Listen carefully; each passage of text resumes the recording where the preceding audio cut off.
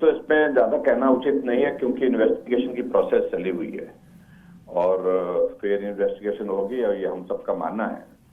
और अब इस सारी सिचुएशन को अवॉइड किया जा सकता था। टेक्निकली मुझे मालूम है कि लगभग 3 महीने के बाद जो है वो कोई आदमी अंडर सस्पेंशन होता है। सस्पेंशन जो है वो ऑटोमेटिकली फिर वो इसके लिए आती है कि सस्पेंशन रिवोक करके उनको जो है वो काम करने के लिए अपॉइंटमेंट दी जाए। तो वो उस तरह से हुआ होगा, लेकिन ये इस मामले की गंभीरता और तरह की है और इस गंभीरता को देखते हुए ये पॉसिबल था कि अभी उनको जो है वो इस प्रकार से उनके सस्पेंशन को कायम रखते और उसके साथ साथ में अभी उनको जो है वो काम पर नहीं बुलाते हैं जी जयराम जी, इन्वेस्टिगेशन की प्रोसेस कंप्लीट नहीं होती है जी। और हमने अभी विमल नेगी की जो पत्नी है किरण नेगी, उनसे भी बात की और उनका ये साफ आरोप है सरकार पर कि कहीं ना कहीं आरोपियों को बचाने में सरकार लगी है और निष्पक्ष जांच की उन्होंने उम्मीद जताई है।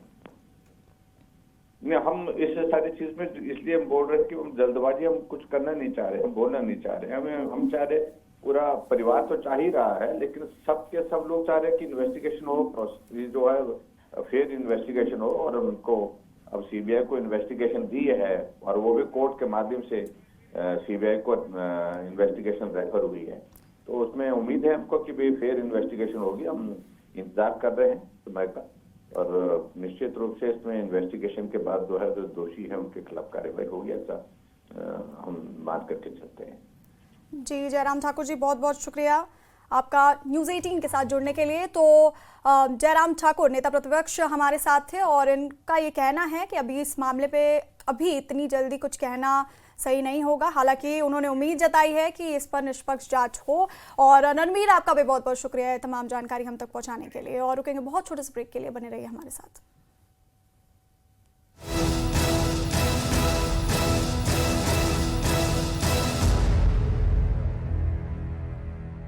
अगर दर्द से पर सीबीआई जांच के बीच सुखू सरकार ने खत्म किया एचपीपीसीएल के डायरेक्टर रहे देशराज का निलंबन। चीफ इंजीनियर विमल नेगी की मौत पर सवाल के बाद किया गया सस्पेंड।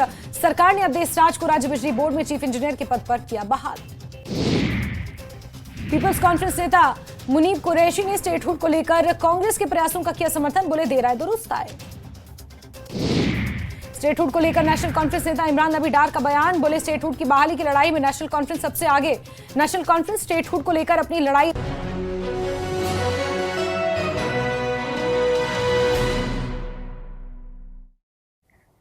ब्रेक के बाद स्वागत है आपका। और कुल्लू से आपको बड़ी खबर बता दें, कुल्लू में वन कटान का मामला सामने आया।